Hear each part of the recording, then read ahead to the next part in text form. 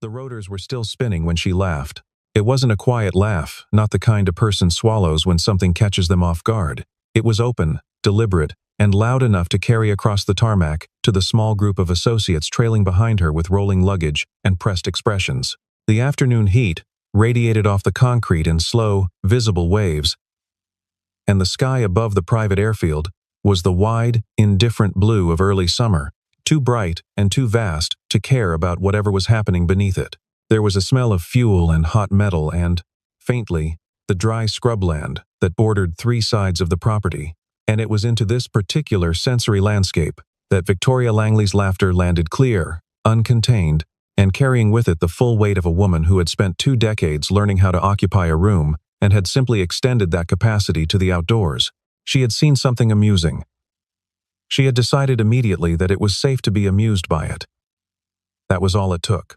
Across the tarmac, perhaps 40 meters from where her sleek chartered helicopter was cooling down on its pad, an older man in work clothes was crouching beside a machine that did not, by any visible measure, belong in the company of the aircraft around it. He was running a cloth along the lower housing of an engine compartment with slow, methodical attention, the kind that belongs to a person who is not performing care but practicing it, and he did not look up at the sound of her arrival. The helicopter beside him was old and olive drab, and wore its age without apology. It had no reason to impress anyone. Neither, apparently, did the man tending to it. Victoria Langley looked at both of them for less than 5 seconds and decided, with the swift certainty that had served her so well in boardrooms and acquisition meetings, that she understood exactly what she was looking at. She was wrong. She would spend the rest of the afternoon finding out how wrong, and she would spend considerably longer than that thinking about what it meant. Victoria Langley stepped off the last rung of her helicopter's boarding ladder and planted both heels on the private airfield's sun-warmed concrete as though she were claiming territory. Her sunglasses were designer. Her blazer was tailored. Her entire posture broadcast the kind of confidence that doesn't grow naturally, but gets manufactured over years of deals closed and rooms commanded. She was 41 years old, the founder and chief executive of Langley Meridian Holdings, a mid-sized private equity firm that had spent the last 5 years quietly gobbling up undervalued commercial real estate across the Southwest. She had been profiled twice in national business publications. She had a waiting list for her keynote appearances. She believed, with a certainty that felt almost spiritual, that the world arranged itself into 2 categories of people: those who made things happen, and those who watched from a distance and wondered how. She had decided long ago which category she belonged to. The airfield itself was not famous. Thornridge Private Aviation, a slim corridor of runway, 3 hangars, a modest terminal building faced in pale stone, and a fuel depot at the northern end, sat about 22 miles east of the city, surrounded on 3 sides by flat scrubland that shimmered in the afternoon heat. It served a specific clientele: corporate flights, charter operators, the occasional wealthy hobbyist who preferred to avoid the controlled chaos of the commercial airports. The staff was small, efficient, and trained to remain invisible unless needed. The kind of place where discretion was the unspoken house rule. Victoria was here to finalize the groundwork for what her team had taken to calling, internally, the Cornerstone deal. A logistics conglomerate, 2 real estate development partners, and a regional infrastructure fund were converging on an agreement that would reshape the freight and light cargo aviation corridor in the region. Part of the puzzle involved land rights adjacent to Thornridge. She needed the airfield, or at least a long-term usage arrangement that would give her firm the access it required to make the larger development viable. She had sent 2 analysts ahead of her 3 days earlier. She had been told the preliminary conversations were going well. She had booked the VIP meeting suite in the terminal for 3 o'clock. She was, in her own estimation, approximately 4 hours from sealing the most important deal of her career. And then, she saw the helicopter. It sat in the open air between 2 of the hangars, maybe 40 meters from where her own sleek machine was still cooling down. It was old, not vintage in the curated, lovingly restored way that old aircraft sometimes are, but genuinely, honestly aged. The paint was a faded olive green that had long since stopped trying to look uniform.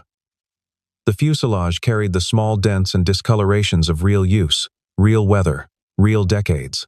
One of the landing skids bore a patch that had been welded and repainted at some point, the seam still visible. The whole thing looked as though it had spent a significant portion of its life doing work that did not care about appearances. Crouched beside it, running a cloth along the lower edge of the engine compartment with methodical attention, was a man. He was somewhere in his mid-40s. He wore a pair of worn work pants and a plain gray t-shirt with a small grease mark near the hem. His hands were large and capable-looking. He had the build of someone who had been athletic in his younger years and had maintained it not through a gym but through the kind of physical engagement that comes from actually doing things. His hair was dark, slightly longer than neat, and he wore it without apparent concern for how it looked in the afternoon wind. He did not notice her at first. Or, if he did, he gave no indication that it seemed important. Victoria stopped walking and looked at him. Then she looked at the helicopter. Then she turned to her nearest associate, a sharp young woman named Priya, who handled logistics and never seemed to stop taking notes, and said, with the casual cruelty of someone who doesn't think of it as cruelty, "Tell me that's not his actual aircraft." Priya glanced over, offered a small, uncertain smile, and said nothing. "Because if that thing can still fly," Victoria continued, loud enough now that two of the airfield staff nearby could hear clearly, "I have genuine questions about the inspection standards at this facility." She said it with a bright edge that made it sound like a joke, the kind of joke that means exactly what it says. Her entourage moved toward the terminal. But Victoria slowed her pace, watching the man for another moment. He had stood from his crouch and was now running the cloth along the lower rotor hub with the same quiet concentration he'd been applying before her arrival. She studied him the way she had learned to study people. Quickly, categorically, with the goal of placing them somewhere useful on a mental map.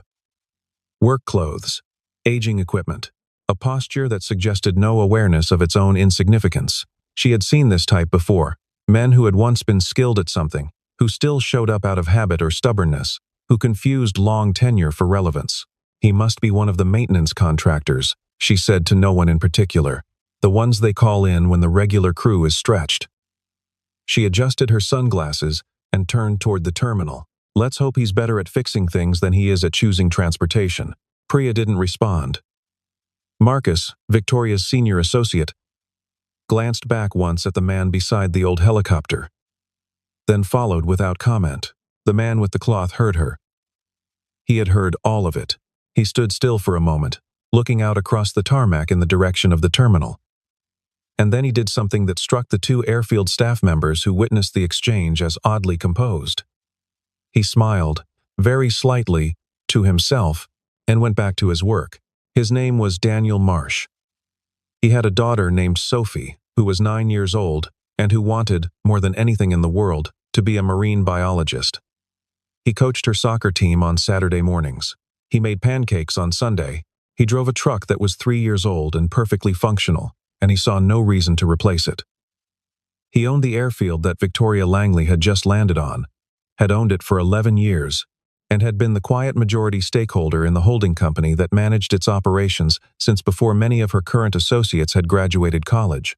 He was, by any reasonable financial measure, considerably wealthier than she was. He did not mention this to people at parties. The terminal's interior was cool and understated.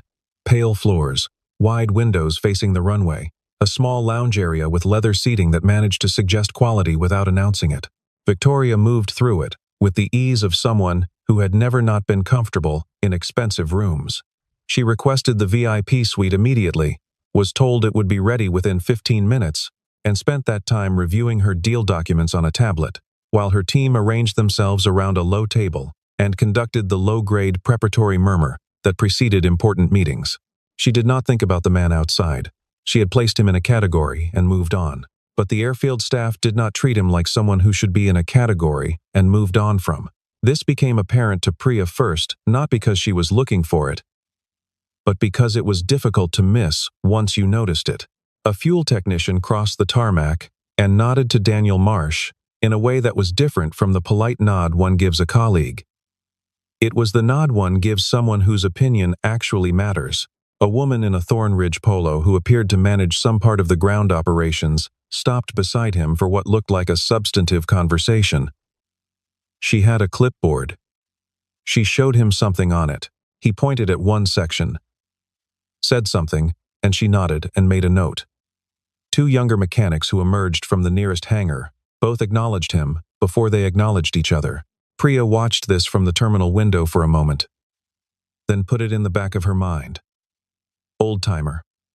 Probably. Someone who'd been around long enough to accumulate that particular species of informal authority. It happened at small operations like this. A veteran mechanic, a long-time line supervisor, someone who'd been hired before the current management structure existed and had simply stayed, accruing a kind of institutional gravity that was easier to work around than to displace. She made a note to check on the status of the usage agreement documentation and turned back to her laptop. But the pattern continued in ways that were harder to explain away. When a fuel truck experienced a minor hydraulic issue near the western apron, the dispatcher's first call was not to the maintenance supervisor's office. It was to Daniel. He was on the tarmac within 4 minutes, knelt beside the vehicle for a short time, and then stood and spoke briefly to the arriving mechanic, who listened and nodded and addressed the problem using exactly the approach Daniel had suggested. When a charter flight arrived with a scheduling discrepancy, the sort of minor operational friction that usually took 30 minutes to untangle across 3 departments, it took 7 minutes once Daniel was involved in the conversation, not because he commanded anyone, but because he knew precisely which variable was causing the confusion and how to remove it. Priya was paying closer attention by then. She had moved her seat to a window-facing angle that gave her a clearer view of the tarmac and the hangar aprons, and she watched with the same analytical instinct she brought to deal modeling. Something about the information didn't resolve into the category she had assigned it. The informal authority of a long-tenured employee looked a particular way. It involved a certain deference that was warm but horizontal, the kind shared between colleagues who had earned one another's regard over time. What she was watching was different. It was vertical, without being performed the respect one gives not to someone who has been around for a long time, but to someone who is ultimately responsible. She opened a new tab on her laptop and typed the name of Thornridge Private Aviation's operating entity into a search field. Inside Hangar 2, meanwhile, Daniel was looking at the engine maintenance log for a Cessna Citation that was scheduled to depart the following morning. The chief mechanic, a meticulous man named Gerald, who had worked at Thornridge for 9 years, had flagged a compressor reading that he wanted a second opinion on. Gerald was exceptional at his job and he knew it. And he was not the kind of person who sought validation. He still asked Daniel, not because he was required to, but because Daniel had forgotten more about rotorcraft and fixed-wing mechanics than most people would ever learn, and because Gerald respected that in the particular way that real craftsmen respect other real craftsmen. Cleanly, completely, without the need to make it about anything else, Daniel reviewed the log, asked 2 questions, pointed at a specific maintenance notation from the previous service cycle, and said, in a measured and entirely calm tone, that they should run the full diagnostic before the morning flight, regardless of what the quick check showed. There was a particular sequence of compressor behaviors that, in this engine model, could produce a false positive on the abbreviated check. And if the previous service notation meant what he thought it meant, the abbreviated check would miss it. Gerald agreed without hesitation. Neither of them felt the need to explain who had the authority to make that call. It was simply understood, because it had always simply been understood, in the way that things are when the ground beneath them is solid. The meeting suite had tall windows and a long table that seated 12. Victoria arrived at 2:30, slightly ahead of the others, and was reviewing the room's audio-visual setup with characteristic impatience when the door opened and the Airfield's operations manager, a composed and careful man named Harrison Webb, stepped inside. He was followed, to Victoria's mild surprise, by Daniel Marsh. Daniel had changed his t-shirt. He now wore a simple collared shirt, untucked, with the same work pants as before. He still looked entirely informal compared to everyone else in the room.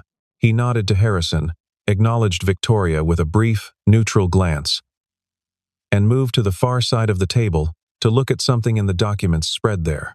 Victoria felt the irritation arrive before she fully understood its source. "I'm sorry," she said, with a precision that was sharper than the words themselves. "Is this meeting open to all staff?" Or, Harrison began to speak, but Daniel turned from the documents first. "I apologize for the overlap," he said.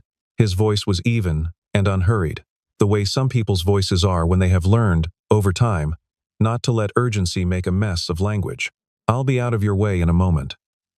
I just wanted to check the runway access schedule for Thursday." There's a conflict with one of our regular charter operators that affects your team's arrival window. Victoria's eyebrows rose. Our arrival window.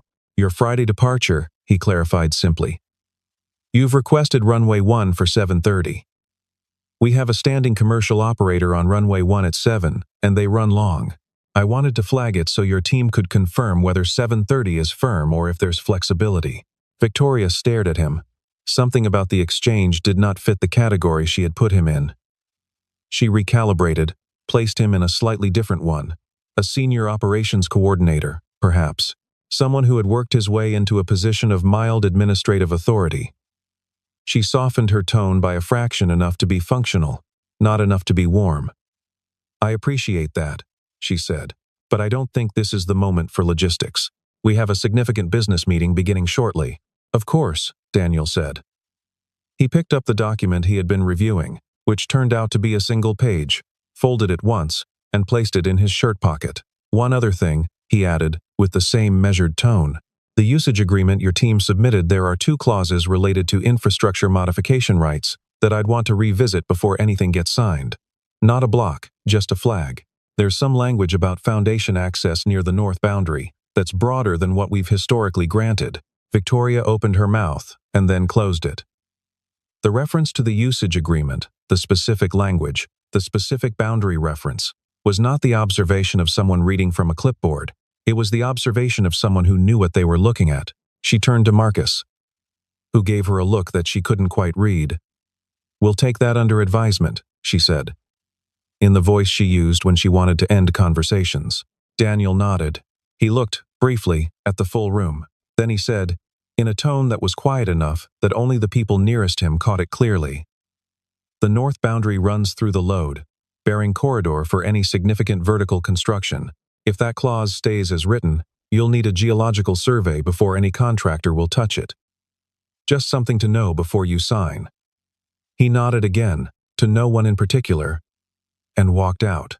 The room was very quiet for a moment.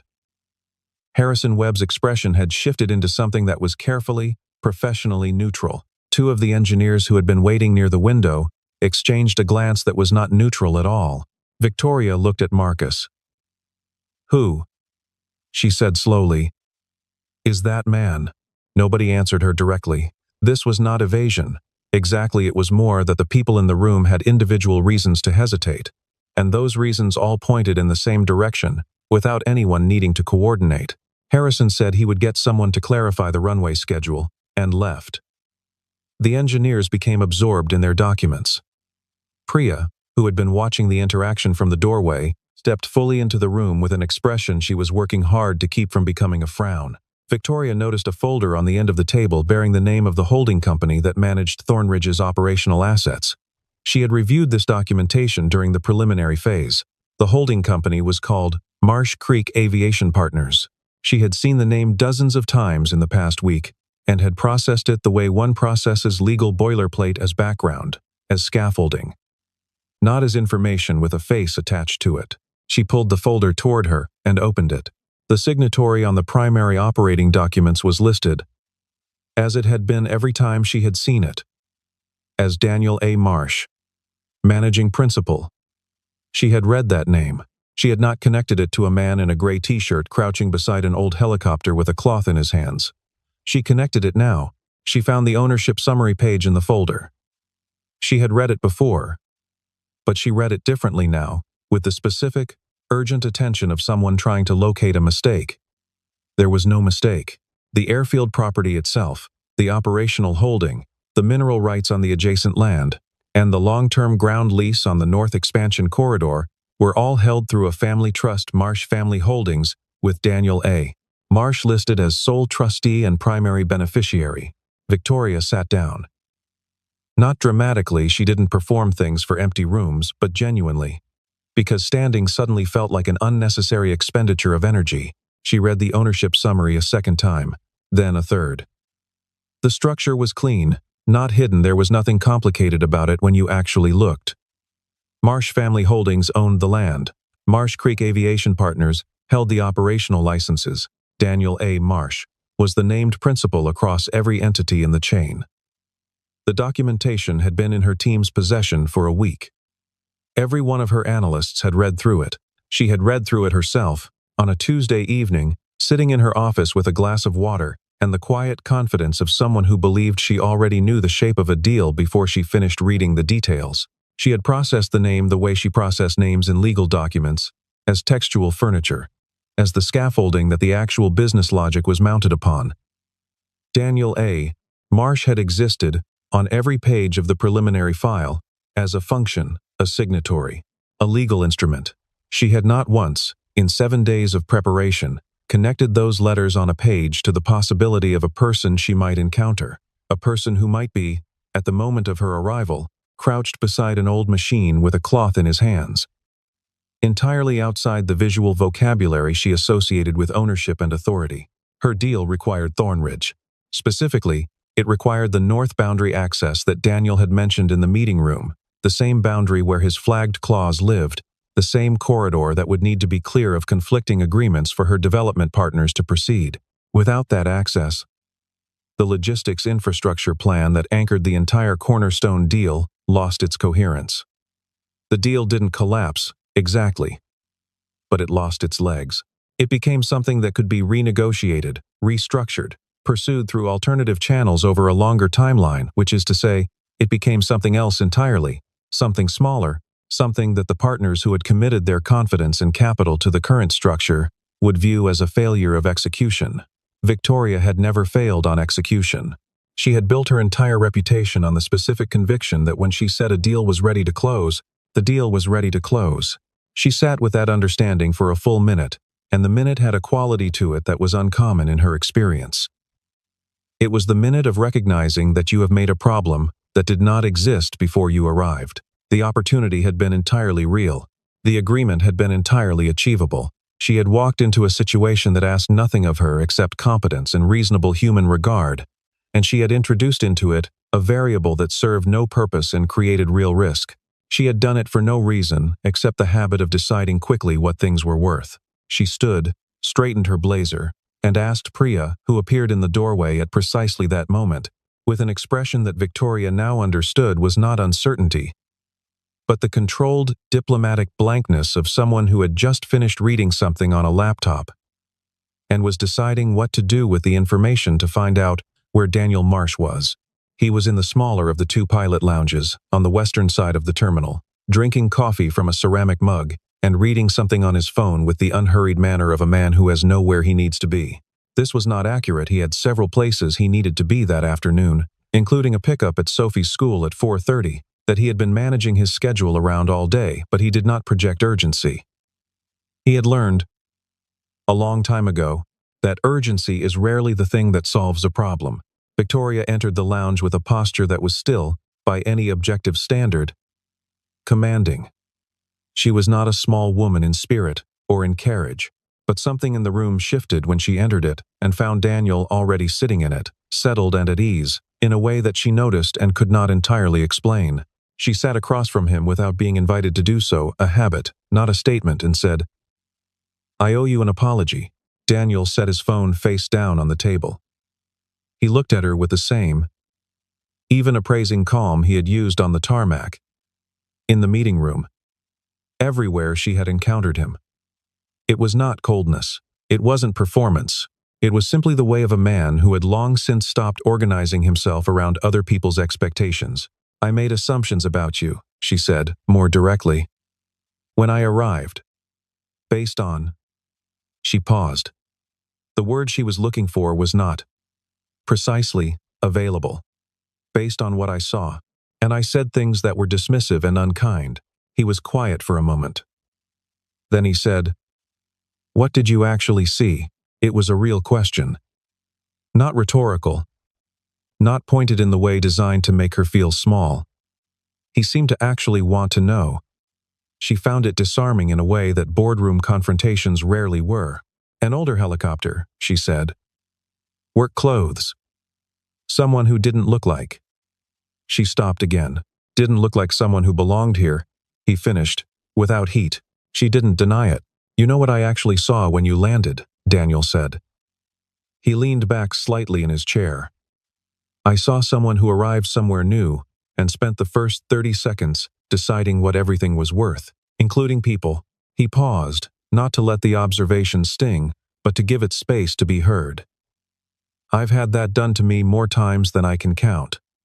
It doesn't get more pleasant with repetition, but I also know that the people who do it aren't always aware they're doing it. They've just been operating in environments where that's how you navigate. Victoria said nothing. The quality of her silence had changed. It was no longer the silence of someone managing a room, but of someone actually listening. That helicopter, Daniel said, is the first aircraft I ever purchased. 19 years ago. I was 26. I had just left a regional airline where I'd been flying for 3 years, and I'd saved every cent I could, and I found that particular machine in an auction lot in eastern Texas for a price that told me it had been through several rounds of hard use. He stopped for a moment, and something in his expression shifted not to sentiment, but to the quiet satisfaction of a man retelling a history he is proud of. I fixed it myself over the course of a winter. I learned things about rotorcraft mechanics that you don't learn in any classroom. Then I used it to start a charter service. The charter service financed the first property acquisition. The property acquisition financed the second. Eventually, this place. He gestured, unhurriedly, at the room around them and by extension, at everything around the room. I keep that helicopter because it reminds me of the version of myself that had nothing except a clear idea of what he was building. Victoria looked at the table for a moment. It wasn't on the literature, she said. It came out smaller than she intended. No, he agreed, without triumph. It wasn't. Your name was on every document, she said. I just didn't connect it to a face, he said. Connect it to that face, she said, honestly. He looked at her for a long moment. I have a daughter, he said. She's 9. I don't advertise what I have, because I don't want her growing up in an environment where worth is defined by what things look like. I want her to understand that the things you carry quietly are the things that actually matter. He picked up his coffee. That's a personal choice. I know the world doesn't always agree with it. The 3 o'clock meeting began 40 minutes late, which, in the context of negotiations of this scale, was not unusual. What was slightly unusual was the atmosphere inside the suite. Harrison Webb had arranged the room so that Daniel sat at the natural head of the table, not conspicuously, but simply in the seat where the person with the most relevant authority typically sits.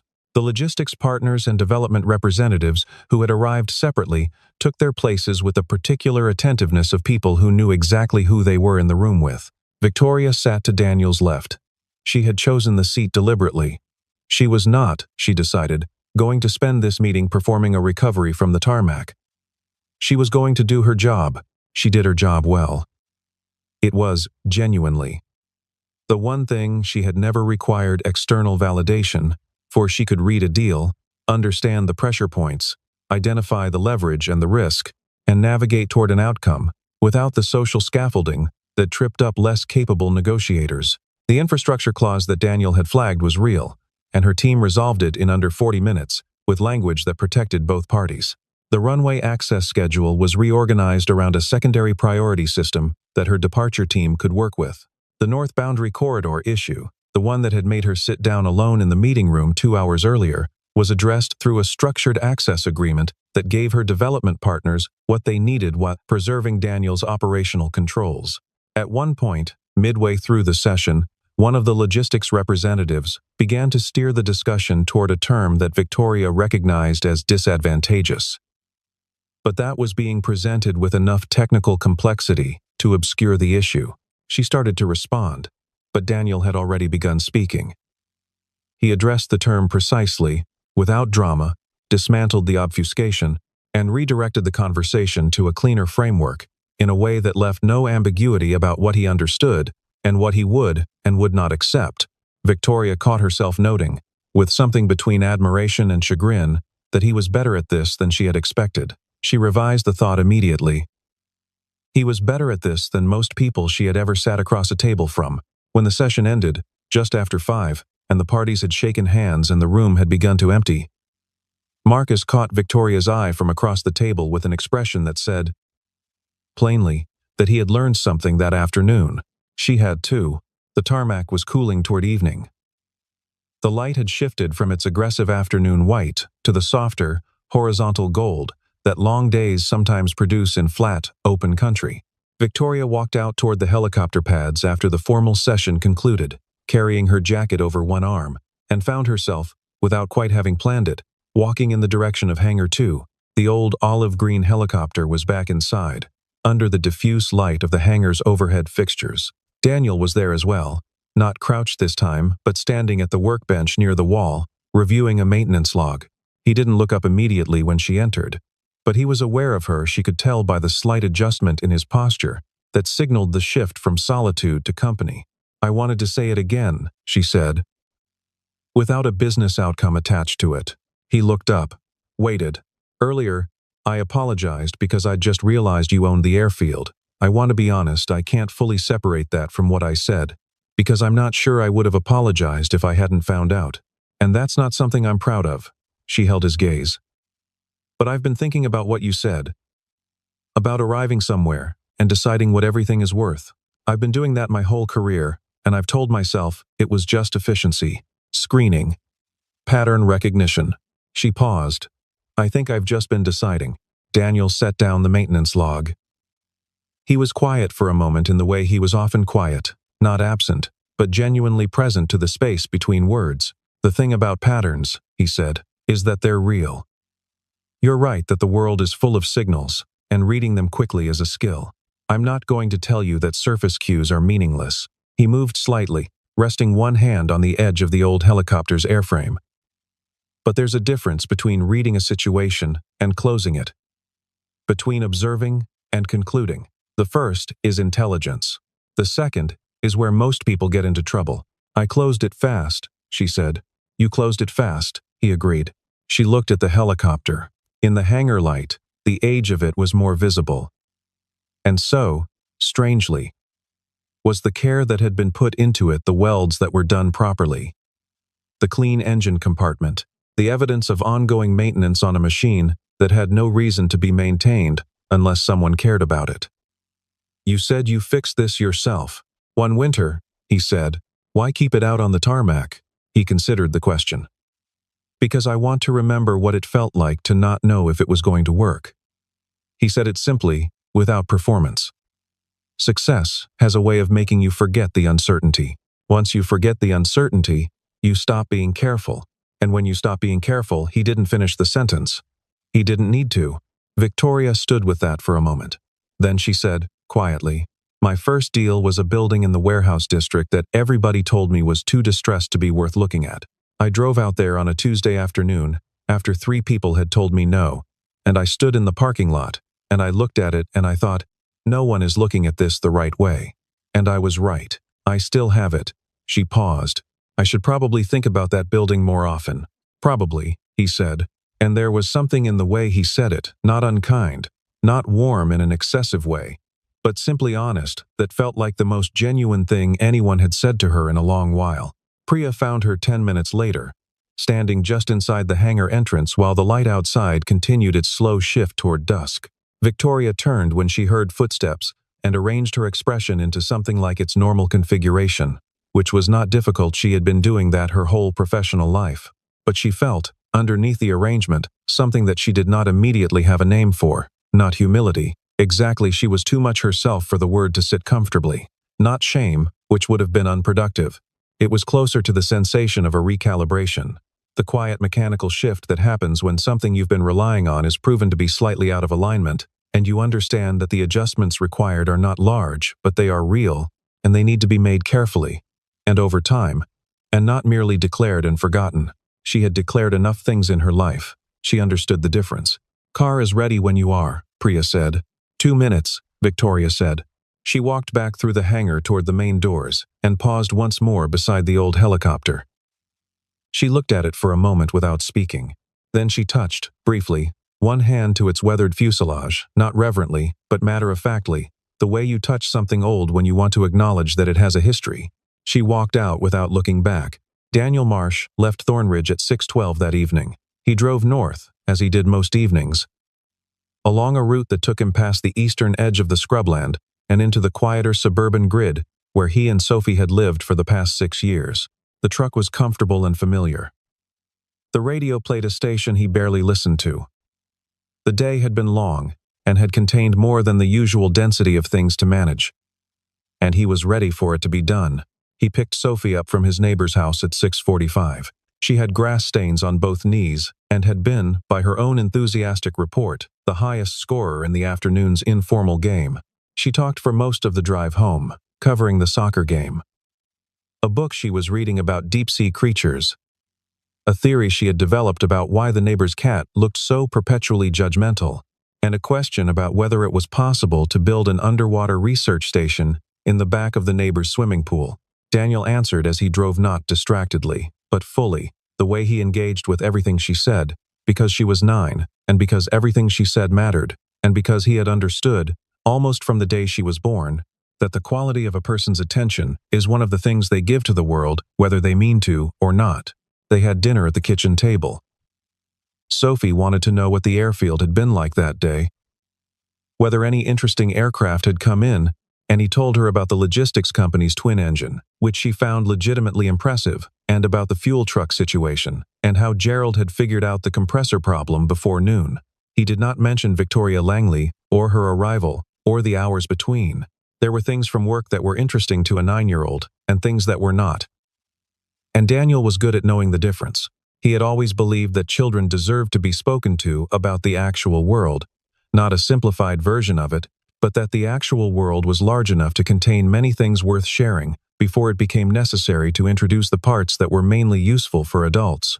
After dinner, he helped her review her science homework, which concerned the nitrogen cycle, and which she found irritating because, as she explained with great feeling, it seemed like something that should be simpler than it was. He agreed that it should be simpler. They worked through it anyway, and somewhere in the middle of it she stopped being irritated and became genuinely curious about why bacteria were involved at all, which led to a 20-minute conversation about microorganisms that wandered considerably further than the homework required, and was, by any measure, more interesting than the homework itself.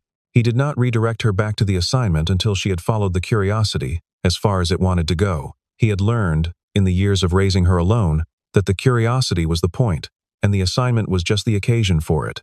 Later, after Sophie was in bed and the house had settled into its nighttime quiet, Daniel sat for a while in the kitchen with a second cup of coffee and the particular stillness that follows a day that has held more weight than usual. He thought, briefly, about Victoria Langley, not with bitterness, and not with the satisfaction that some people might have felt in the same position. He thought about her the way he thought about most things, as a piece of information. She was someone who had confused fluency in a certain kind of language, the language of visible success, of projected authority, of curated impression, with a total understanding of a world that was considerably larger and more varied than that language could describe. She would adjust, or she wouldn't. He had no investment in which way it went. He thought about the first time someone had done to him what she had done. He had been 23, sitting in the lobby of a bank in Dallas in work clothes because he had come straight from a job, asking about a small business loan for the charter service he wanted to start. The loan officer had looked at him for approximately 4 seconds and then spent the next 15 minutes explaining, with the patient condescension of someone who believes they are doing a kindness, why the business model was probably not viable for someone in his position. Daniel had listened, thanked the man, driven to a different bank, and gotten the loan. He did not think about the loan officer often. He thought about him now, briefly, and recognized in the memory the specific texture that connected it to today, the particular variety of wrong that happens when a person mistakes the surface of a thing for its depth, when they see the cover and decide they already know the story. What he had an investment in was the thing he always had an investment in. The work itself, done well, done honestly, without theater. He rinsed the mug, turned out the lights, checked the door, and went to bed. In the weeks that followed, the Cornerstone deal moved through its remaining stages with the competence that Victoria's team had always been capable of. The North Boundary Access Agreement was formalized cleanly. The runway schedule was updated. The documentation that passed between Langley Meridian and Marsh Creek Aviation Partners was handled by legal and operations staff on both sides, who understood what they were handling without requiring instruction from above. Victoria held 2 internal meetings in that period that her associates found slightly unusual. Not in content, the decisions made were sensible, thoroughly argued, well-reasoned, but in texture. She spent more time on the early stages of assessment. She asked, on at least 3 occasions, whether her team was looking at a situation from a sufficient number of angles before arriving at conclusions. She flagged, once, a judgment call that one of her managers had made about a small property owner, and she did it without performance, just as a correction. We don't know enough about this person's position yet. Get more information before we decide what they're worth to the deal. Priya noted it. Marcus noted it. Neither of them said anything about it, because it didn't require commentary. It was simply a shift. Small, real, and moving in the right direction. On a Saturday morning in October, about 7 weeks after the meeting at Thornridge, Daniel Marsh arrived at the airfield at 7:15, as he usually did on mornings when he had no other commitments until mid-afternoon. He made coffee in the pilot lounge, reviewed the week's operational logs, spoke briefly with Harrison about a maintenance procurement question, and then, as he often did when the morning was clear and the light was good, walked out to Hangar 2. The helicopter sat exactly where it always did. The light came through the high windows at an angle that made the old paint look, for a moment, like something other than what it was. Not glamorous, but honest, and in its own way, beautiful. He retrieved the cloth from its hook on the wall and began the slow, habitual work of checking and cleaning, moving from the tail rotor assembly forward, his hands knowing exactly where to go and what to feel for. It was a ritual, and he knew it was a ritual, and he did not require anyone else to understand what it meant. The helicopter had carried him forward from a point where nothing was certain and everything was possible. And it still carried him forward in the only way such things can, not through the air, but through memory, through the specific reminder that capability is built, not assumed, and that the version of you that believed before the evidence arrived deserves to be honored. He worked without urgency, and the morning was quiet, and the day was his. There is a particular kind of error that intelligent people are especially prone to making. It is not the error of ignorance. That kind is at least self-aware. It is the error of pattern, the mistake of believing that the things you have learned to recognize are the same as the things that exist. The world is very large and very varied, and the indicators of depth, of substance, of genuine accomplishment are not consistent across it. Some people carry their history in their clothing, in their equipment, in the practice language of visible success. Others carry it in their hands, in the decisions they have made quietly over years, in the machines they have fixed, and the properties they have built, and the values they have chosen to transmit to their children in the kitchen after dinner. The error is understandable. It is even, in certain environments, functional, but it is still an error, and the cost of it is real, not always in the dramatic, public way that makes for instructive stories, but more often in the quieter erosion of the understanding that people contain more than any surface can hold. Victoria Langley had been good at her work her entire adult life. She had understood markets, read rooms, made decisions that most people would not have had the courage or the clarity to make. None of that was false. None of it disappeared in the light of a single afternoon's reckoning. But she had allowed the facility of those skills to become, over time, a shorthand for something broader and less precise.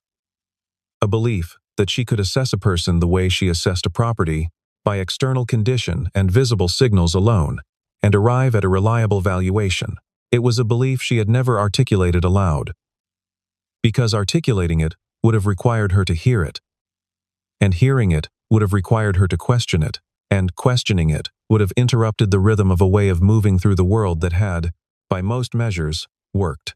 A man with a cloth and an old helicopter had shown her, without argument or confrontation, that this belief had a floor to it, a level below which it was simply inaccurate. He had done it without trying to, without wanting anything from the lesson, without asking for her acknowledgement. He had simply continued to be what he was, quietly and completely, in full view of her assumptions, and let the distance between those assumptions and reality speak for itself. The most powerful people in any room are rarely the loudest ones in it.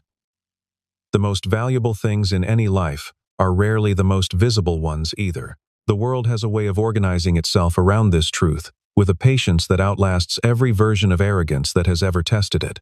Daniel Marsh knew this. He had known it since a cold winter in a rented hangar in East Texas, with a wrecked helicopter, a set of borrowed tools, a daughter not yet born who would one day want to know everything about deep-sea creatures, and a complete and quiet certainty that he was going to build something worth building, even though nothing around him yet confirmed that this was true.